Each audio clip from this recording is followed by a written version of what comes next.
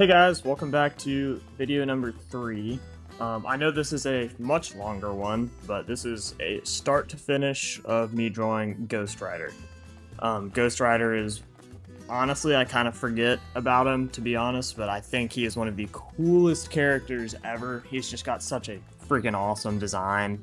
Who doesn't like a flaming skeleton with a fire chain and a fire motorcycle? Not to mention, he's got all these really cool like magic abilities basically. But also, believe it or not, basically every clip in this video has been sped up to at least like 1.3 times the speed. And that is because originally the video was over like 2 hours long, which I am a fan of these longer form videos. But as the channel has just started out, basically, I don't think it's the wisest move. But yeah, I feel like you can still see everything I'm doing very clearly, and I can still walk through it pretty comprehensively as well. For this step of the drawing, basically I'm just getting rough outlines. First, and this was like maybe a minute ago, I started with the head. You can see I got the basic guidelines. I did a little teardrop for the nose. And then now I am working on his spiky shoulder pads, and I just did his collar. I'm a huge fan of the spikes on the shoulder pads, which I think is more of the Johnny Blaze Ghost Rider, which is like the first. He's like the OG. Frankly, I don't remember the names of the others, but I think he's got the coolest design. I don't know, he's kind of beefy, but I don't know, pretty cool. Here I'm adding a curve for the like kind of top row of teeth. The reference I was looking at was like a comic, I don't know what year.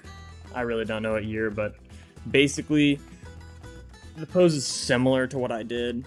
I think was a little bit more kind of a downward angle of Ghost Rider's skull, which originally was what I was going for, but as I've said multiple times, I think it's way more fun to kind of get your bearings with a reference image, but kind of figure out your own thing along the way.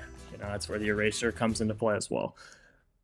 But by the end of this drawing, it is definitely one of my favorites. I tried a few things that I had never tried before, and it was just fun to kind of draw something I've drawn one other time for sure, and I'll put it up on screen here in just 1 second, but my other drawing of Ghost Rider, I left black and white and used, obviously sorry I got cut off there, but obviously I sketched, and then I only used micron pens. So it was huge amounts of fun, and I actually got to submit it for something in my class back in high school.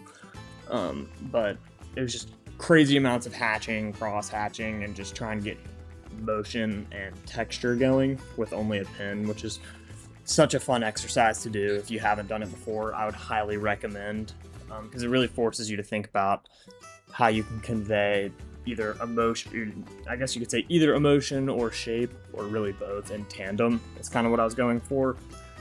I don't really think Ghost Rider is always an angry character, but based on the fact that, you know, he's the spirit of vengeance going from one kind of avatar to the next, I think he's at his best when he kind of just looks pissed off, or like you really just don't want to mess with him. So every time, or the 2 times I've drawn him, that's something I've really tried to convey. You know, whether or not it's how big the fire on his head is, the look on his face, or just how aggressive the line work was, at least on my last one. It's just a huge part of his character, and I think it can really add a lot. As you were watching that, you may have also noticed that I had initial trouble with the eyes. It has been far too long since I have drawn a full-on face, mostly straight on. For the last year or so, I've mostly just drawn like fish, which is obviously, I love that. I'm hoping to upload a video of me drawing a trout here somewhat soon. I just need to figure out my colored pencil situation, but that's besides the point. But yeah, it's weird. Something I used to struggle with, or still kind of do struggle with, is drawing the left eye as a right-handed artist for some reason has just always been a struggle. I know that's not just me either, but it is just something that it's just I kind of during this drawing was like, this is kind of a dumb problem to have. Um, Let me just try and get over this like here, which I do think I kind of nailed it. The shape isn't exactly the same, and I do think the right eye looks a little bit better, but the left eye doesn't look bad at all. Sometimes for me, it's helpful to kind of just tell myself like not to overthink an issue and try and just do what I know what to do. And part of that I think comes from spending so much time drawing. Uh, I've been drawing for the better part of the last 6.5 years, seriously. My stuff from 6.5 years ago is not great, and I was following YouTube tutorials for most of it, but obviously you gotta learn, you gotta start somewhere, and the more time you spend doing it, the easier it is to kind of tell yourself, okay, I've done this before, don't overthink this, how can I move forward here? Sometimes you need to take a step back, sometimes you just need somebody else to look at it, sometimes you just need to kind of erase and try again. But trying to not get frustrated with that is definitely, it can be difficult for me. I don't want that to sound like I can do that all the time. There's been so many drawings in my life that I've just been like, yep, nope, I'm done, just because I don't like it. But patience is definitely something that needs to be learned, as an artist. So people say it's a virtue. It doesn't change just because you're drawing a picture,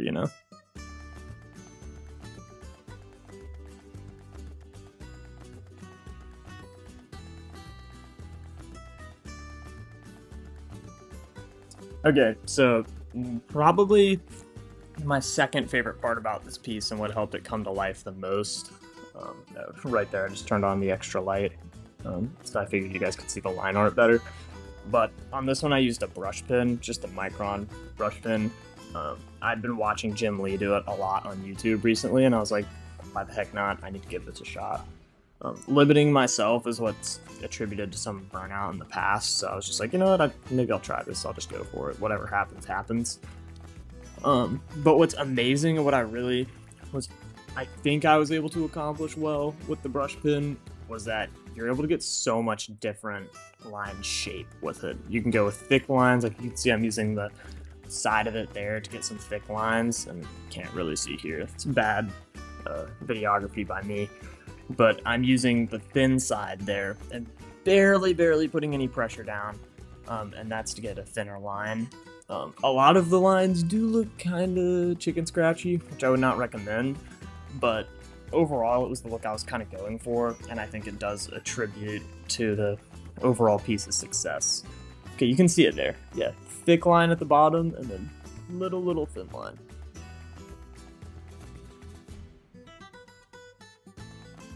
And then I do end up going back. I can't remember if it's here in just a minute or way later on, but I use some hatching to help contribute to the effect I'm going for there, which is kind of these like little, I don't want to say lumps because that's kind of a gross word, but these little like ridges kind of inside of his coat. It's very common for you to see those inside of like a trench coat for comic characters, I guess, but yeah, I felt like it was a cool texture to add. It's something I've been wanting to try since I've seen it on YouTube. And another thing that I try here with the fire, and I really am glad that I did, was, and you'll see this here in just a minute, you can see by my initial sketch, which is under my right hand, but I basically make the fire a part of the skull. Like, I want it to look like the fire was so hot that like his skull was almost burning into it, which I do think is a cool effect.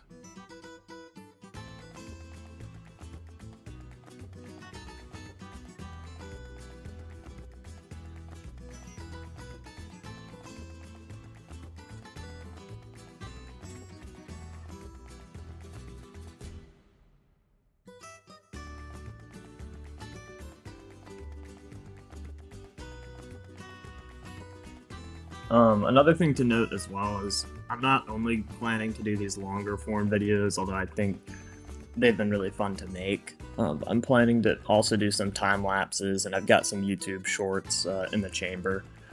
I guess by the time this is live, I'll have a couple shorts released as well. But I've also been doing those community posts, so you can always see those in the post tab on my channel. Which those are just kind of easy and fun to make. It's kind of just a way for me to talk to y'all.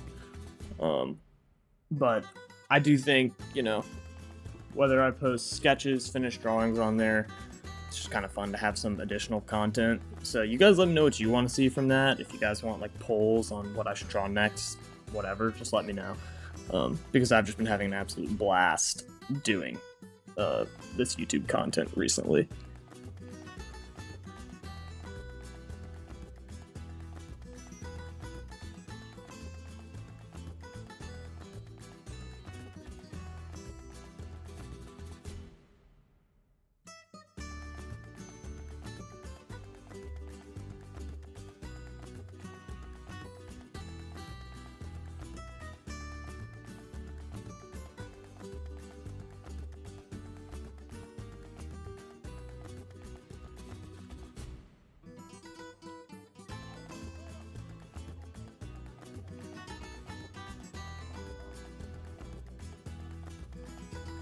Something I didn't really think about before I started drawing this was honestly how kind of difficult drawing certain teeth can be.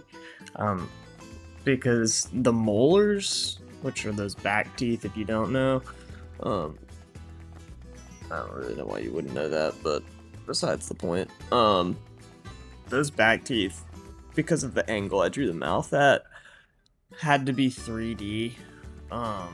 Whereas the front teeth I drew very 2D. So thinking about that for a second was kind of like, oh crap, what did I do? But obviously it helped the overall drawing. So that's just kind of those random things you gotta deal with.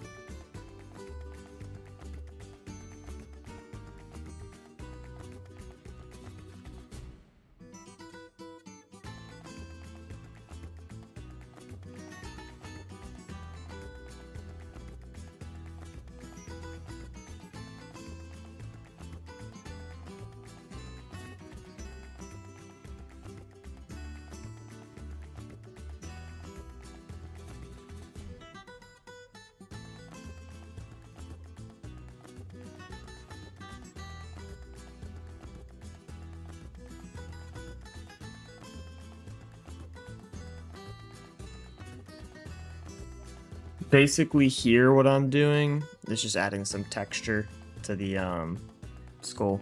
And I feel like if I left it empty, it's just a void there. It would have no, there would be no feeling of roundness. I know I did some pretty thick definitive lines on that skull, but um yeah, I don't know. Without that stuff in the middle there, I feel like into the side on the left side, it just looked a little bland and empty. But you can finally see what I mentioned earlier when I said it kind of, I tried to make it look like the skull was almost burning into the fire, or the fire was like, the skull was a part of the fire, which was really fun to do. It was a nice touch. And I think using the brush pen on the brush pen on the fire gave it a lot more character than I usually give fire. So that was a lot of fun.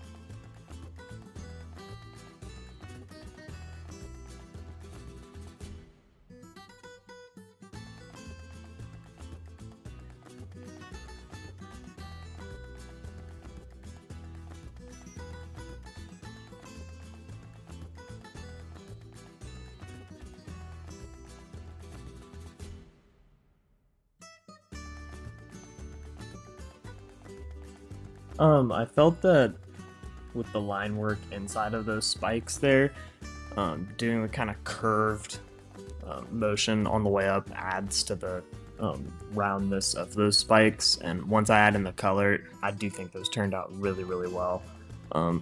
And again, using hatching in a way that can enhance the shapes that you're trying to put down is always the best possible option.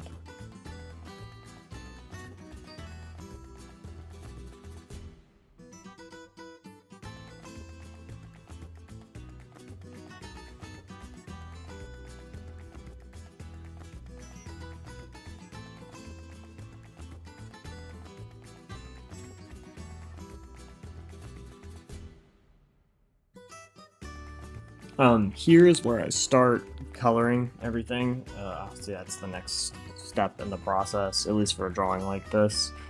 There may be some times where I pencil and then erase and then color and then ink, but that's for more of like, I'll do that for fish where it needs to be a little bit more 3D and foundation. The foundation needs to be more in the colors. But yeah, so I started coloring here. I left the skull mostly white and then just had some highlights of yellow all throughout it. I didn't want it to be too dark, obviously, because fire's all around it. Why would it be dark? But that's it for now. I'm gonna let you guys watch me color for a little bit. Obviously, it's gonna be sped up for you, but I'll hop back in here in just a couple minutes.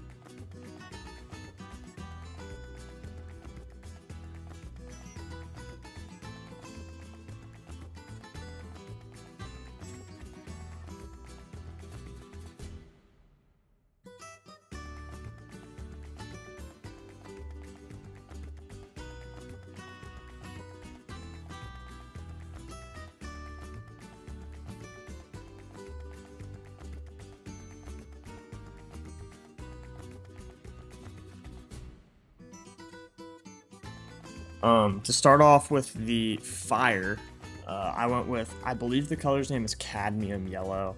It's just a nice, true, bright yellow, darker than what I used on the face, just to kind of have its own profile. When it was next to the face, I recorded and left this little bit in real speed so you can kind of see how careful I'm being with my brush strokes here. But then for the rest of it, sped up pretty nicely so you can kind of just watch and enjoy. But I just don't want the time lapse to be deceiving and making you think that I did it really quick, when in reality, it took a pretty dang long time to finish all that.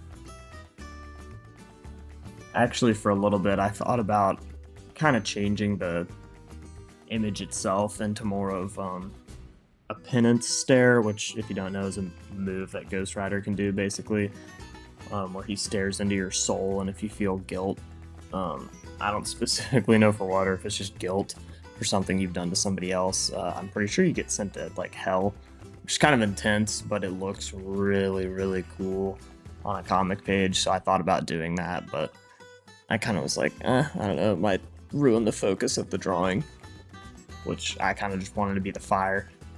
Just kind of Ghost Rider as a character rather than what he was doing.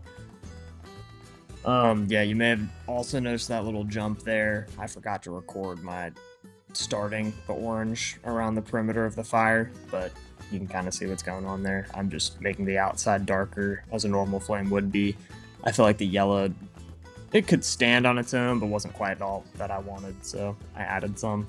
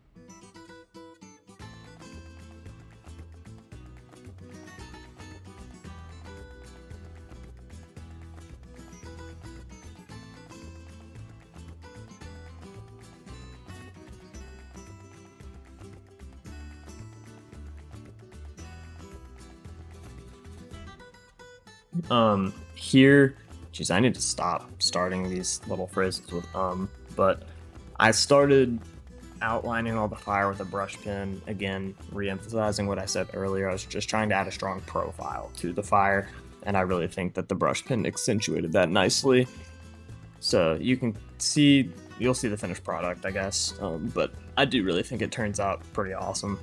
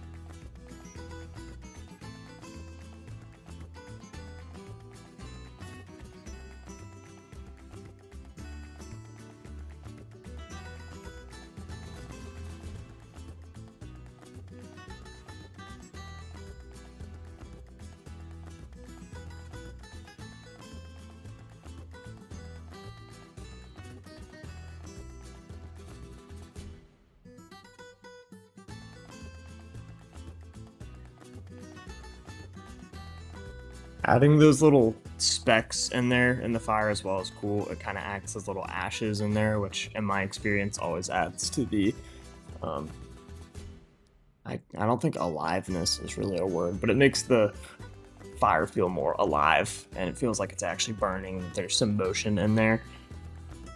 So that's something I always like to add.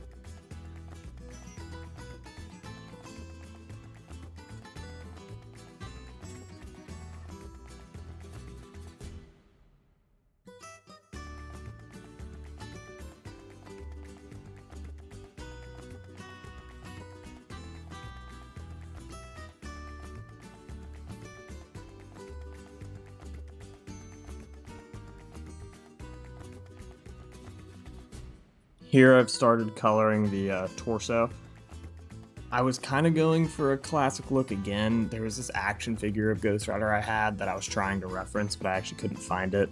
It was one that I had as a kid where he's wearing his this black leather suit with black gloves and black boots, but he has this like light blue trim to it. And the suit kind of folds over and has like buttons on the left side. So you can kind of see where I made that little right angle on the outfit. I kept that as like a light blue, and I'm highlighting it with yellow again because it's right next to the fire. So if there wasn't any lighting change there, it probably wouldn't look quite right.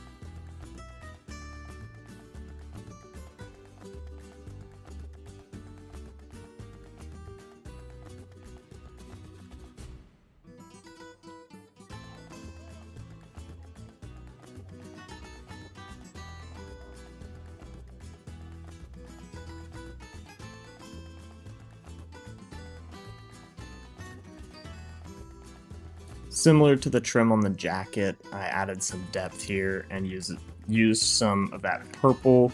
There's like a violet color to make those little ridges and the jacket feel raised. and then I put the lighter spots or the higher up spots, I highlighted them with some yellow and some orange, obviously to show that they're right by the fire.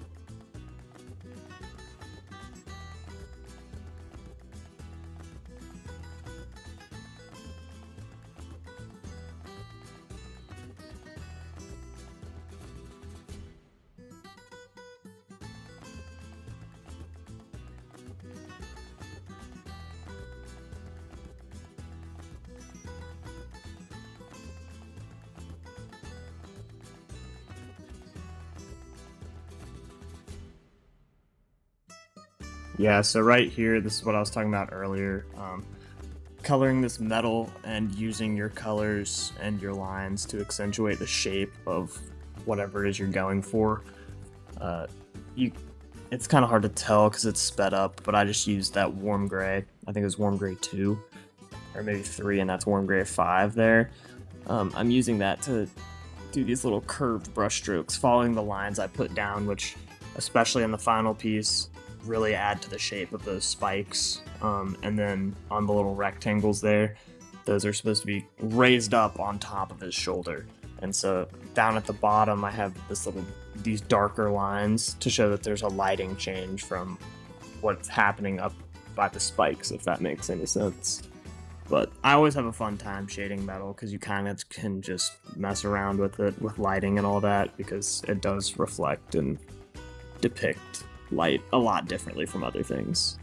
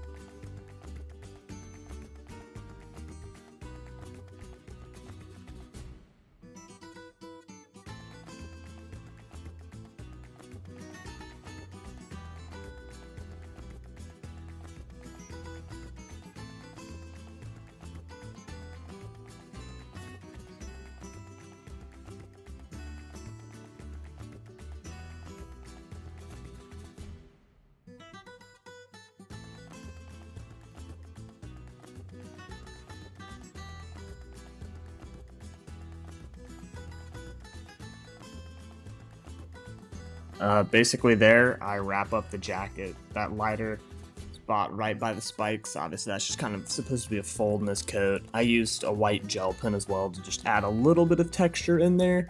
It's kind of hard to really see in the shot because it's so zoomed out, but in the final picture at the end, you'll be able to tell. I think it looks pretty neat. And then here, I'm starting the background. My main goal was that I didn't want it to take away from the drawing itself. So I went for a color that would contrast that yellow and that light orange, which is blue. You know, if you look at a color wheel, those directly contrast each other. And so I went for a bright royal blue here. That's just the Copic marker.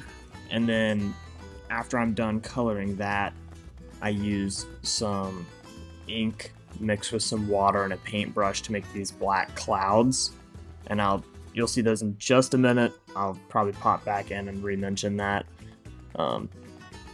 And I kind of just wanted it to be a little bit of a cosmic feel. Thought it looked cool.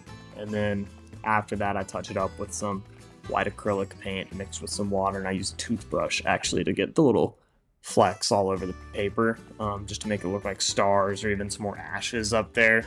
It really just added to the emotion and I guess motion as a whole of the piece.